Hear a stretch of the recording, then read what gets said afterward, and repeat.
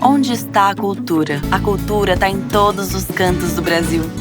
E com o Instituto Cultural Vale, vamos valorizar ainda mais nossas manifestações culturais.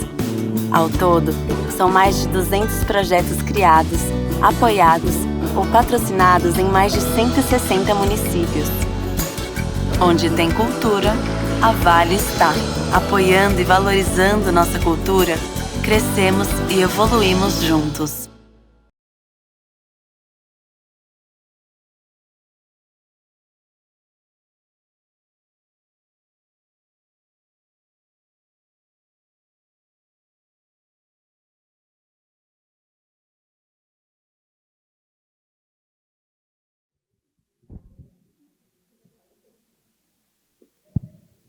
Vou bater palma, viu, gente?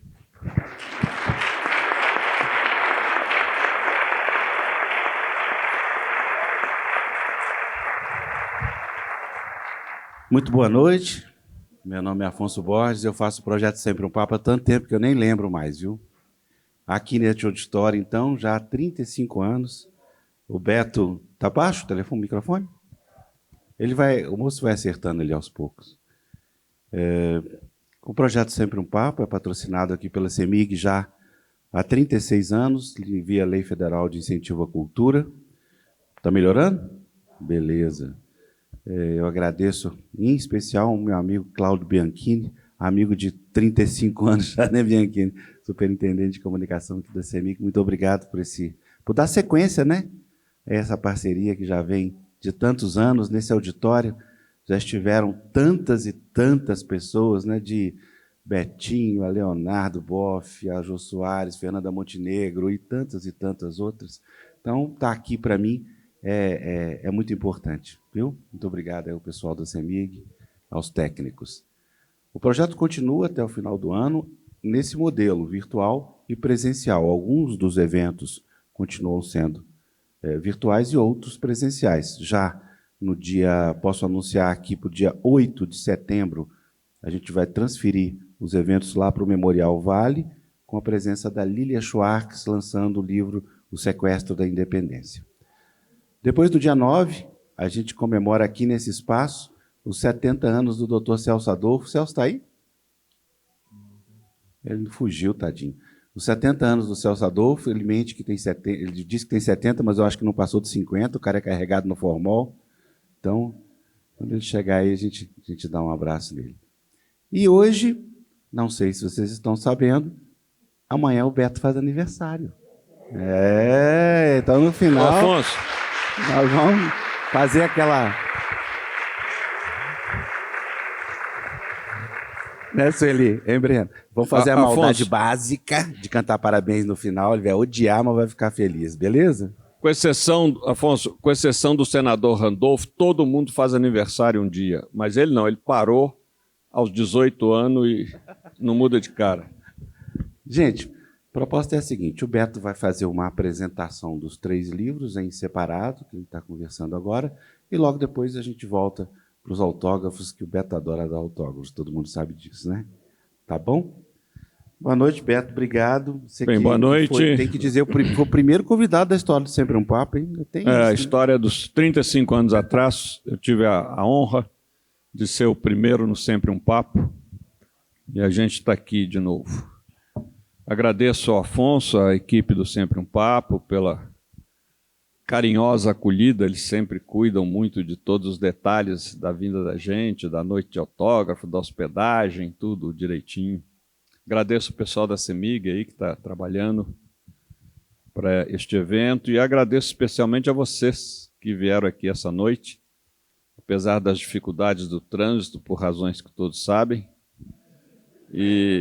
mas chegaram e sei do esforço, porque eu também penei para chegar e tinha que chegar mais cedo, evidente, mas deu tudo certo. Muitíssimo obrigado por terem vindo. Então, vou falar dos 3 livros. Primeiro, eu queria explicar que eu não escrevi 3 livros simultaneamente. Acontece... Mas costuma escrever. Não, eu trabalho em 2 ou 3 projetos simultaneamente, isso é uma coisa.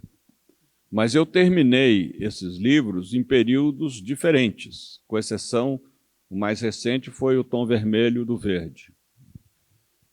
Acontece que, com a pandemia, a quarentena e o fechamento das livrarias, as editoras, sabiamente, sugeriram esperar a abertura do presencial. Então, eles foram congelados nas editoras, com exceção do Tom Vermelho do Verde, e a gente, então, decidiu agora lançar os 3 simultaneamente, o que facilita também muito as coisas, né? Até porque não daria para, no mesmo ano, lançar 3 livros. Não existe, aborrece o público, né? Sair para o mesmo sendo presencial, autor, né, Beto? ainda mais sendo presencial. Então, vou contar a história começando pelo Zacarias. Uma vez eu perguntei para o Gilberto Gil de onde ele tinha tirado a música Se Eu Quiser Falar com Deus, que eu considero uma síntese da teologia mística. Se alguém estudar teologia mística, vai ter que ler muitos livros, mas se pegar a letra dessa música, está tudo lá. Tudo, absolutamente tudo. É uma coisa de gênio como é que ele consegue colocar em poucas sentenças o que significa ser místico, o que significa entrar em comunhão com Deus. E, para minha surpresa, eu achei que ele tinha lido São João da Cruz, Santa Teresa de Ávila. Para minha surpresa, ele falou: olha, Beto, realmente um dia me bateu essa música. Me bateu e eu sentei, comecei a escrever, fui elaborando e saiu. Não fui pesquisar nada, não li nada de teologia mística, me veio. Os livros infantis que eu escrevi, que são vários, também me acontece isso. Nos outros não, mas nos infantis acontece isso. De repente, me vem uma inspiração, uma ideia, e eu começo a trabalhar. Evidente que eu sempre digo para quem quer ser escritor, porque o Brasil e o mundo inteiro, né, tem muitos escritores. O difícil é você virar autor, né, conseguir fazer um livro, publicar. Então, eu sempre digo para essas pessoas que escrevam. O importante é colocar no papel. Quando a pessoa tem a preocupação de que a escrita seja o resultado final, ela sempre vai se decepcionar consigo mesma. Porque a primeira redação é uma composição infantil, chega a ser ridícula. Mas, pelo menos, a gente coloca no papel ou coloca no computador. Eu não consigo escrever direto no computador, eu escrevo no papel e depois passo para o computador, aí vou elaborando o que eu chamo de maquiagem, né? Vou fazendo a maquiagem. Você escreve à mão até hoje, Beto? A mão até hoje. E gosto de escrever à mão. Acho que é por causa do vício de... Eu fui repórter há muito tempo, enfim, naquela época não tinha nem gravador, a gente tinha que anotar tudo. Me lembro que eu fui entrevistar o ministro da Justiça da ditadura, o Gami Silva. Ficamos 1 hora conversando na casa dele e eu anotando. Aí, quando terminou, ele falou assim: agora leia aí tudo que eu falei para ver se está correto. Ainda bem que no fim ele disse: está correto, né? Mas eu nem sei taquigrafia, diga-se de passagem, né? Facilitaria mais. Mas eu tenho lá os meus garranchos que eu entendo o que eu escrevi. Mas eu escrevo à mão. E sempre digo, a gente tem que... Primeiro é colocar a ideia no papel. A última coisa é quando a gente consegue dar ao texto o tratamento estético, principalmente na ficção. No ensaio, não. O ensaio não precisa ter tratamento estético, mas a ficção precisa ter muito, porque não existe romance de direita ou de esquerda. Existe romance belo ou não belo. É isso. A arte é isso, é beleza. A arte é maravilha. A arte é a capacidade de você falar a alma das pessoas, e não tanto a razão, ao cérebro. Então, a elaboração do texto ela é muito importante. Claro que eu também, nos ensaios que faço, como esse do Jesus, procuro tornar o texto muito elaborado, principalmente a questão do ritmo. E algo que eu sempre faço é, quando termino de escrever, eu leio em voz alta, mesmo os meus artigos. Porque o ouvido denuncia os cacos que acontecem no texto e denuncia também os erros de pontuação. Por exemplo, uma das coisas mais difíceis na língua portuguesa é aplicar bem as vírgulas. Existe até um livro do Celso Luft, que eu já li, né? Eu tenho o livro, só sobre a aplicação das vírgulas. Agora, quando a gente lê em voz alta, então facilita captar a pontuação. Então, o Zacarias veio essa ideia, que, coincidentemente, nós estamos aí na véspera do bicentenário da independência, não foi pensado nisso, é uma coincidência. Aliás, eu tenho uma enorme coincidência nesses 3 livros, depois eu explico quando chegar nos outros também. Eu chamo de Cristo-incidência, né? Que esse livro do Zacarias trata do equivocado termo descobrimento. O Brasil não foi descoberto, o Brasil foi invadido. Você está aqui na CEMIG essa noite, volta para casa, encontra 2 sujeitos lá ensacando os seus bens, o seu micro-ondas, a sua joia, o seu rádio, os seus bens lá. Aí você tem a reação, vou chamar a polícia. Não, nós viemos aqui descobrir o seu domicílio, né? Estamos apenas pegando algumas peças para levar de recordação. É exatamente isso que foi feito. Exatamente. O pior é que levaram os indígenas também. Levaram lá para a Europa e vários piraram a cabeça, né? Porque se imagina, tirar o sujeito da terra, da cultura deles e enfiar como amostra circense lá no outro continente, com aquele frio danado no inverno, um horror que fizeram. E depois falam que eles, né, os indígenas é que são antropófagos, canibais e não sei o quê. Não. Quanto mais eu conheço o mundo indígena, mais eu vejo como os civilizados são eles, né? Temos muito a aprender com eles. Mas o Zacarias veio com essa ideia de trabalhar para criança e adolescente, que é um livro infanto-juvenil, a ideia do não descobrimento, a ideia da invasão. Então, é a história de um garoto com esse nome, que tem uma relação alucinada com os objetos, ele conversa com os objetos. Quando a gente escreve ficção, a gente não pensa, é uma coisa da emoção. Mas quando a gente termina, acontecem 2 coisas. A gente começa a pensar sobre aquilo que produziu e se surpreende mesmo. Porque isso mostra, né, talvez o Freud pudesse explicar, como é que no nosso inconsciente as coisas estão bem enraizadas e saem na nossa criatividade. E a outra coisa é quando a gente lê crítica. Eu estou começando a ler crítica do Tom Vermelho, eu fico surpreso com aquilo que os críticos viram que eu não vi nem pensei. Depois falo disso. Mas o Zacarias é a história de um menino que conversa com o tênis, o chuveiro, a xícara de café, enfim, ele conversa com os objetos. E é interessante porque uma das questões que me preocupa do ponto de vista filosófico é como a modernidade, né, se for citar um nome é Descartes, criou uma cisão entre o ser humano e as coisas, principalmente e a natureza, como se nós não fôssemos ser de natureza. Natureza é outra coisa, nós somos aqui, ela lá.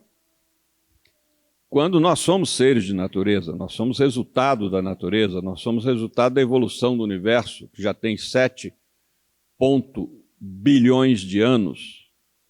Somos resultados de um planetinha, de um planeta num sistema solar, de uma estrela de quinta grandeza, que é o Sol, e temos 5 bilhões de anos que essa bola aqui esfriou, onde nós vivemos. e muitas coisas ocorreram até que, nos últimos 250 mil anos, surgiu a espécie humana. Se a gente colocar a história do universo no 1º de janeiro ao 31 de dezembro, o ser humano apareceu nos últimos segundos da noite de 31 de dezembro. O que quer dizer isso? Em nada a natureza precisa de nós. Agora, olhem aqui nessa sala, na sua roupa, no seu óculos, no seu relógio, o que existe que não veio da natureza? Tudo, absolutamente tudo vem da natureza. Em tudo nós dependemos da natureza. Só que a natureza já deu peteleco em muitas espécies, a mais conhecida os dinossauros. E pode perfeitamente dar um peteleco na espécie humana e prosseguir nesse planeta. Ela tem mais 5 bilhões de anos, né, que a energia do Sol já queimou a metade. É bom tomar cuidado, hein, Afonso? Porque já está, metade já foi gasta, né? Só faltam mais 5 bilhões e aí adeus planeta Terra, adeus todos os planetas do Sistema Solar, né? Pois bem, é possível que a espécie humana acabe antes. Se continuar a devastação, o aquecimento global, acaba antes. Não tem nem dúvida que acaba antes, né? Tudo prevê. Então, Zacarias vai para uma aula de história. E quando ele entra na sala, ele cai na selva da Bahia no século XVI. E encontra os portugueses desembarcando, encontra os indígenas. E aí essa história, né, da invasão.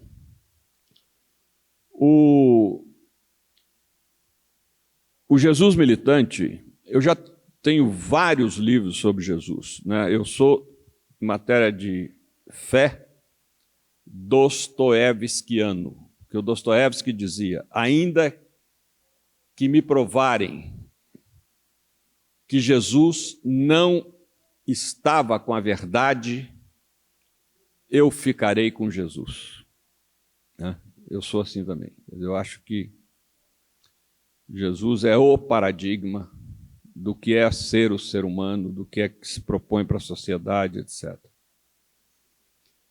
Então eu fiz muitos livros sobre Jesus. Eu fiz Um Homem Chamado Jesus, que é da editora Rocco, que são os 4 evangelhos em forma de romance para as pessoas que não têm tempo de fazer curso bíblico e também que não entendem o linguajar daqueles 4 evangelhos que datam de 2000 anos. Então eu coloquei os evangelhos em forma de romance. Fiz um outro livro chamado Um Deus Muito Humano, né, mostrando um pouco o Jesus histórico. Fiz outro chamado Fome de Deus. Enfim, fiz vários livros sobre a figura de Jesus e a mensagem cristã. Mas nos últimos anos, eu sentia que precisava fazer um livro que deixasse, que embora isso apareça um pouco nos anteriores, mas precisava fazer um livro que deixasse muito explícita uma tese que eu defendo, mas não é o Beto, muitos teólogos defendem, mas é muito pouco conhecida essa tese ainda. Porque essa tese incomoda a ortodoxia, essa tese espanta, essa tese surpreende, até escandaliza. E é isso que eu vou dizer agora. Que Jesus não veio fundar uma igreja nem uma religião. Ele veio a quê? Ele veio trazer um projeto político, um projeto civilizatório, que ele chamava de Reino de Deus.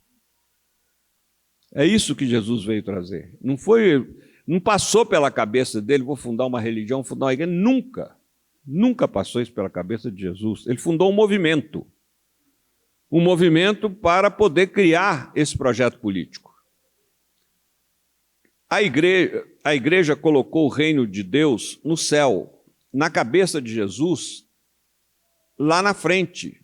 Quando o Fórum Social Mundial fala um outro mundo possível, está falando lá na frente, na história humana. E não, sabe, depois que você morre. Mesma coisa, nos 4 evangelhos, na boca de Jesus, a expressão reino de Deus aparece 122 vezes. E a gente pouco fala disso. E a expressão igreja aparece apenas 2 vezes, e assim mesmo num único evangelho, que é o de Mateus. E a gente só fala em igreja. Né? Não mais agora, só fala em igreja. Porque houve essa alienação, jogaram o conceito de reino de Deus para cima. E as pessoas não se perguntam, será que eu sou discípulo ou discípula de um prisioneiro político? Somos todos nós cristãos discípulos e discípulas de um prisioneiro político. Jesus não morreu de hepatite na cama, nem de desastre de camelo numa esquina de Jerusalém. Então, por que ele foi assassinado como subversivo na cruz, que era a pena de morte dos romanos? Porque ele ousou, dentro do reino de César, anunciar um outro reino, que tinha 2 pilares: nas relações pessoais, o amor, e nas relações sociais, a partilha de bens. E a partir do protagonismo dos pobres e excluídos. Isso era claro na cabeça de Jesus, para acabar com essa estrutura de dominação, de opressão, principalmente estrutura religiosa. Quem foram as pessoas que Jesus mais criticou? Foram os religiosos, os fariseus, os saduceus. Você pega o capítulo 23 de Mateus,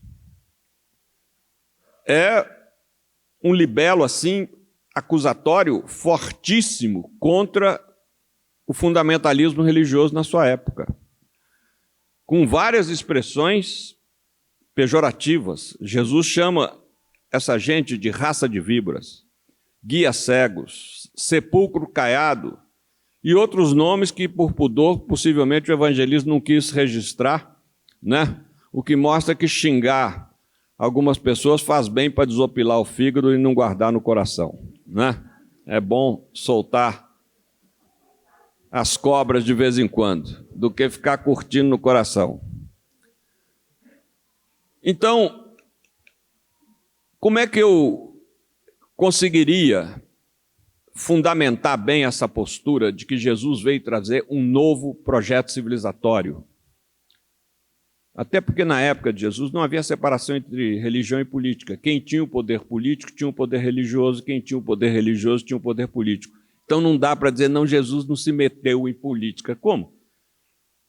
Veja a morte dele, como vários companheiros meus na ditadura, foi preso, torturado, interrogado, julgado por 2 poderes políticos, não foi um só não, e condenado à cruz. Não dá para separar, não dá para fazer essa separação. Agora, com uma dimensão transcendente, quer dizer, isso era muito forte em Jesus, a questão dessa fé na presença de Deus, do Espírito Santo, né? Mas de uma maneira absolutamente surpreendente também. Por quê? Porque Jesus não dá importância à fé, ele dá importância ao amor. É surpreendente quando, no capítulo 25 de Mateus, perguntam a ele quem haverá de se salvar. Se perguntasse aí uma opção de padres e pastores fundamentalistas, certamente diriam, não, quem vai no culto e na missa toda semana, quem contribui com o dízimo, quem não sei o quê. Jesus dá uma resposta absolutamente surpreendente. Eu tive fome, me deste de comer, eu tive sede, me deste de beber, eu tive refugiado, me acolheste, estive nu e me vestiste, estive doente, me visitaste, enfim. E o cara pergunta para ele, mas quando foi, Senhor, que te vi nessa situação? Cada vez que você fez isso a um desses pequeninos, a mim o fizeste. Isso é absolutamente revolucionário. Eu brincava com os comunistas ateus lá na prisão, né, cercado de comunista ateu por todos os lados, que vinham falar comigo. Eu não sei, Beto, como é que você pode ser um cara de esquerda, revolucionário e ter fé? Falei, olha, eu tenho tanta certeza que vocês vão para o céu, nós vamos ter a eternidade inteira para discutir esse tema, sabe? Agora a gente tem que acabar com a ditadura, né? Ah, mas como é que você sabe que a gente vai para o céu? Eu tenho certeza por causa do capítulo 25 de Mateus. Vocês vão se surpreender. Vocês vão chegar lá, diante de São Pedro, e falar, mas eu não tinha fé. Cada vez que você lutou pelos oprimidos, foi por Jesus e pelo projeto do reino que você lutou. É isso. É isso que importa. O que salva é o amor.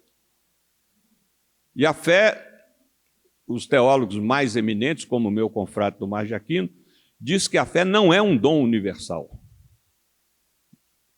O amor é. Todos recebem o potencial de amor. De fé, não. Né? E tem diferentes fé. E não podemos ficar com essa história de achar que uma religião é melhor que a outra. Deus não tem religião. Né? Religião é um produto cultural. Então, uma via, né? Como a gente tem oi, tim, claro, para fazer o mesmo efeito, isso é religião. Né? E fica esse pessoal aí discutindo quem que é a religião mais certa, mais bobagem. Então, Jesus foi um militante de um projeto político, um projeto civilizatório. Criar o mundo que Deus quer, o projeto que Deus fez lá no Gênesis, e que por abuso da nossa liberdade, nós alteramos. E Deus nos deu em Jesus uma segunda oportunidade de deixar claro qual é o projeto para a humanidade. A gente pode entender ou não, por quê? Porque uma vez, numa aula de teologia, perguntaram o que há de mais sagrado.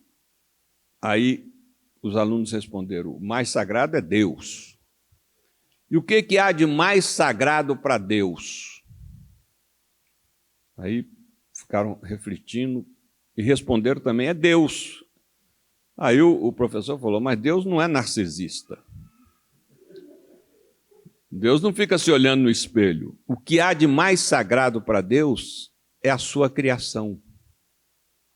É o ser humano, é a natureza.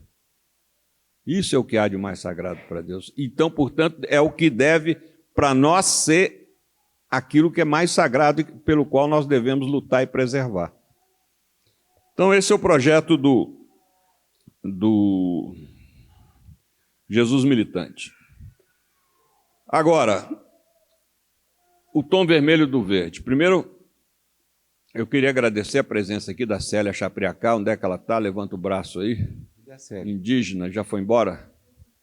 Já foi embora porque ela está com os compromissos aí de agenda e tal, mas eu fiquei muito feliz de ter aqui a presença de uma indígena. Em 1998... Só um minutinho, Letícia, ajuda o pessoal a arrumar um lugarzinho para sentar? Obrigado. Tem tanta cadeira aqui, gente. Aqui na frente, aí no meio, tem muito sofá aí, livre. Então, em 1960, no fim dos anos 60, plena ditadura, o golpe começou em 64, né? Foi em 64. Início dos anos 70, quem já chegou à idade provecta aqui como eu, lembra disso, durante a ditadura, a ditadura decidiu rasgar a Amazônia em rodovias e levar para lá o agronegócio, deslocou milhares de agricultores do sul do Brasil para lá, desmataram o gado, enfim, virou outra coisa que está aí, né? Isso foi obra da ditadura. E fizeram duas grandes rodovias. Uma é muito mais conhecida que a outra, que é a Transamazônica. A Transamazônica é uma rodovia horizontal. Ela vai do Nordeste, da Paraíba, até a fronteira do Brasil com o Peru. Mas abriram outra rodovia na linha vertical, a BR-174, que liga Manaus a Boa Vista, que é a capital de Roraima. Só que essa rodovia, 174, que existe, né, durante a pandemia, vocês viram na televisão que a Venezuela socorreu os enfermos de Manaus, mandou caminhões com oxigênio, etc. Pois é, eles vieram pela 174. É a única via possível por terra que faz um brasileiro chegar na Venezuela ou da Venezuela ao Brasil. É claro que tem caminhos alternativos, mas não conta. Estou falando caminhos normais, onde um caminhão transportando grande mercadoria pode passar. Acontece que na rota dessa rodovia tem uma tribo. Eu estou impressionado com isso. Eu tenho perguntado assim em grupos de 20, 30 pessoas. Quem aqui... Eu vou perguntar agora. Levanta o braço. Quem aqui já tinha ouvido falar no povo Waimiri Atruari? Levanta o braço. Olha aí, meia dúzia de pessoas no meio de muitas. Quase ninguém nesse país conhece. Se eu falar quem aqui conhece Yanomami, todo mundo vai levantar o braço. No entanto, os Waimiri Atruari, eles são, em quantidade, tão numerosos quanto, um pouco menos, que os Yanomami, e ninguém conhece. Meia dúzia de pessoas levantaram o braço agora aqui. Porque o que aconteceu? Os Waimiri Atruari, que estão aí há séculos, né, milênios, sei lá, eles não têm interesse nenhum em se aproximar dos brancos, eles têm uma cultura muito elaborada, têm um sistema de organização social, política, artístico, fantástico, está tudo no livro. E, ao abrir a 174, a FUNAI tinha que convencer os Waimiri Atruari a mudar a localização das suas aldeias. São várias aldeias, com diferentes tuxauas ou caciques. E caiu na bobagem, né? Porque padre, gente, é uma raça desgraçada. Porque o cara, primeiro ele acha que ele é o mediador de Deus com a humanidade. Começa por aí, né? Precisa tomar um cuidado. No seminário vai ter uma vacina anticlerical, é importante. Porque o pior é quando o padre se mete em coisa que não é da seara dele. E um padre italiano se meteu a chefiar uma expedição da FUNAI, só porque ele tinha ido fazer uma visitinha aos Yanomamis, como eu fiz aos Apurinãs, aos Chavantes, mas não pode dizer que eu sou indigenista, né? Fui lá, uma visita turística, porque tive lá relações de amizade, por causa de trabalho de comunidade eclesial de base, tinha grupos indígenas envolvidos com isso também, enfim. Mas longe de mim falar, agora eu vou lá chefiar uma aproximação com um povo que não quer se aproximar. E puseram esse padre para chefiar uma expedição de aproximação para convencer os Waimiri Atruari a deslocarem as suas malocas. Acontece, e tudo isso está no livro, que a Amazônia, desde sempre, desde que o Brasil foi invadido, ela é cobiçada porque ela tem uma incomensurável riqueza mineral, principalmente, e o minério hoje é o produto número 1 do planeta. Vocês estão vendo aí a crise do chip, é minério. Se não tiver o minério que faz o chip, o mundo para. Para os aviões, para o nosso celular, para os computadores, para tudo. É minério. Então, e depois a riqueza da fauna, da flora, a madeira nobre, enfim, a Amazônia, cada metro quadrado da Amazônia tem uma biodiversidade de 3.000, é a média, 3.000 diferentes espécies de flora e de fauna. 3.000, é uma coisa surpreendente. Pois bem, lá tem 600 bilhões de árvores. 600 bilhões de árvores. E a evaporação dessas árvores, a cada dia, produz mais água que todo o volume de água do Rio Amazonas, desde a nascente dele no Peru até a foz dele aqui no Nordeste do Brasil. Pois bem, um grupo de missionários estadunidenses cobiçava entrar nas terras dos Waimiri-Otroari para explorar minério precioso.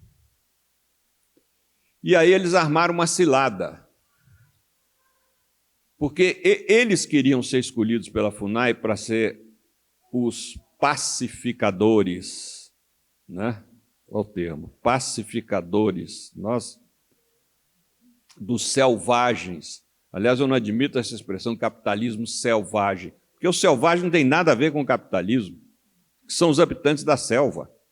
Selvagens somos nós, sabe? Vide aí os moradores de rua. Isso sim, isso aqui é uma atrocidade, nesse sentido pejorativo da palavra selvagem, porque etimologicamente é o habitante da selva. Então, esse grupo de pastores evangélicos, macomundado com mineradoras, etc., armou uma cilada que levou os Waimiri-Otroari a massacrarem essa expedição. Não sobrou ninguém. Eram umas 7, 8 pessoas. Sobrou ninguém, sobrou um que escapou, que era justamente o cara que armava, que tinha um contato entre os americanos e a expedição da FUNAI.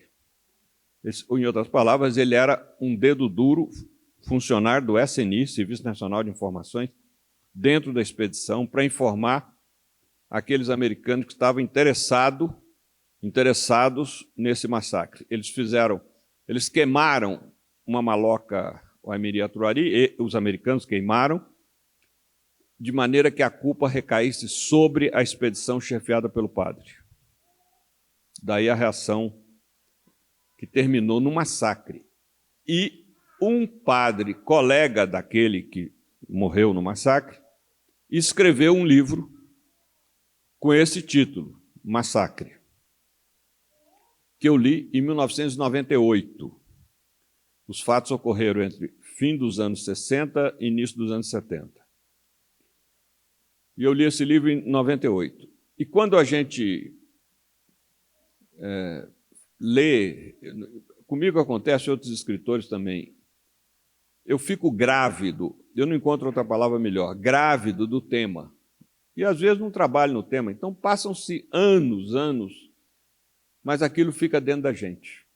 E eu achava que um dia eu precisava contar essa história na forma de romance, porque eu não queria ter a pretensão de fazer um ensaio documental, até porque já existem vários. O que eu li de material sobre esse massacre, sobre o Waimiri-Otroari, li muita coisa. Até outro dia um antropólogo me perguntou quantos livros você leu, mas eu acho que eu li aí uns 50, 60 diferentes livros sobre esse povo e esse massacre.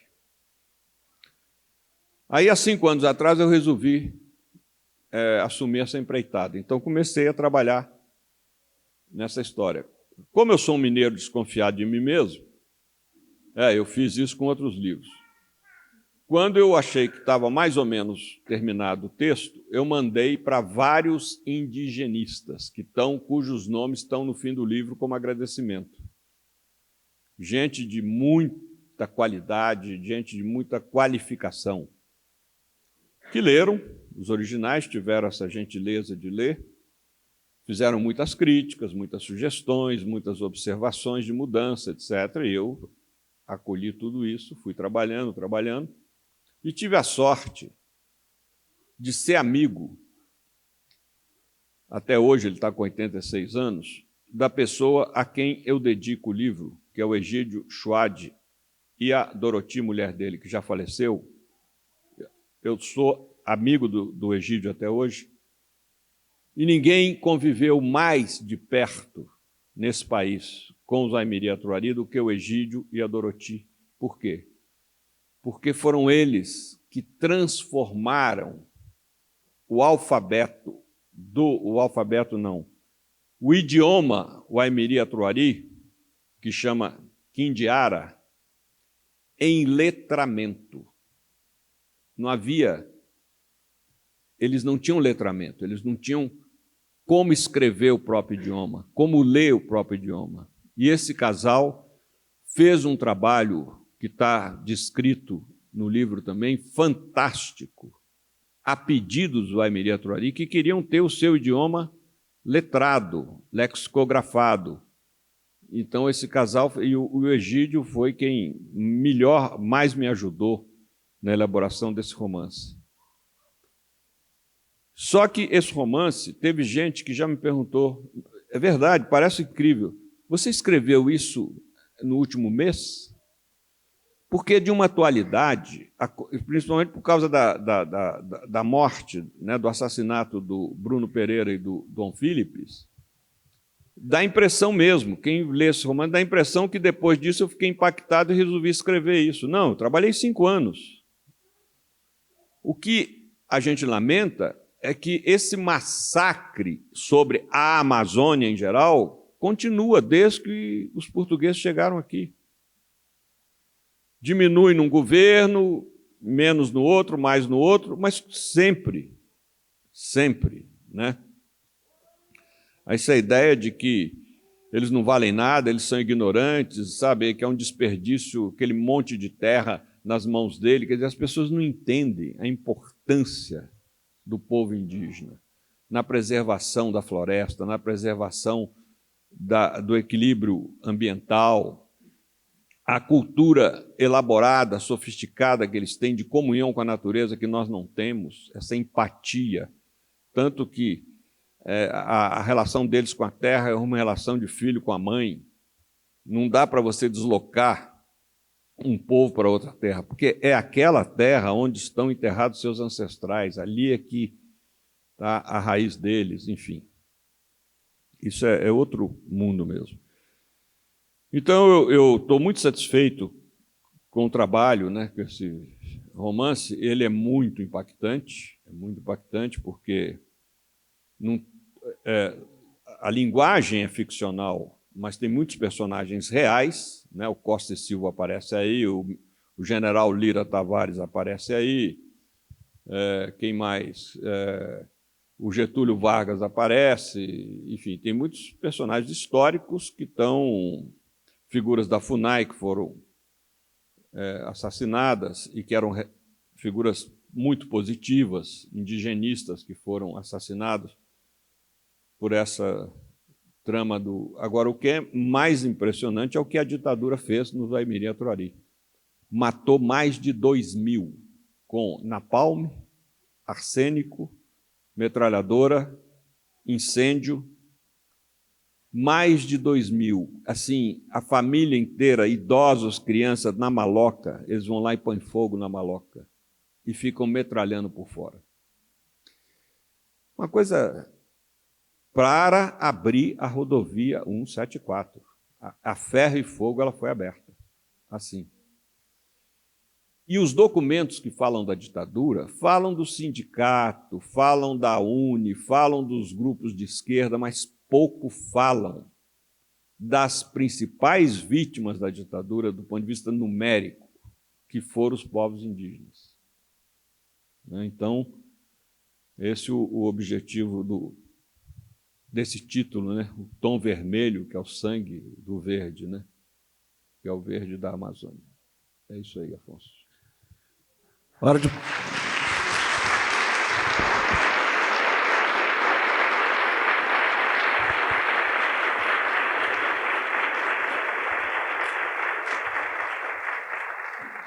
Bem, gente, nós vamos para os autógrafos, só que antes eu queria fazer 2 lembranças. A primeira é dizer para o Fernando Rabelo, que está aqui na frente, que a última vez que nós nos vimos, seu pai estava do seu lado, né? Zé Maria Rabelo. Eu lembrei na hora que não tem muito tempo, né? Tem menos de 1 ano, né? Companheiro de lutas. Fica essa memória querida do Zé Maria. E segundo, porque essa criança que está chorando aí, eu lembrei do Frei Cláudio von Balen também, outro dia, na missa dele, que a gente ia sempre, né? Tinha uma criança também chorando, aí pessoa no meio assim reclamou que a criança estava chorando. Frei Cláudio falou assim: não reclame, Jesus está ali falando devagarinho, não reclame. Aliás, eu quero aproveitar, viu, Afonso, para dizer o seguinte: eu não importo de tirar foto com quem quiser, eu não posso ficar no senta e levanta, porque eu tenho hérnia de disco. Então, a pessoa que abaixa um pouquinho lá na mesa para a gente tirar foto, só explicar isso, sabe? Porque não dá para a gente levantar para cada um que quer tirar foto. Tá bom, gente. Vamos para os autógrafos? Boa noite a todos.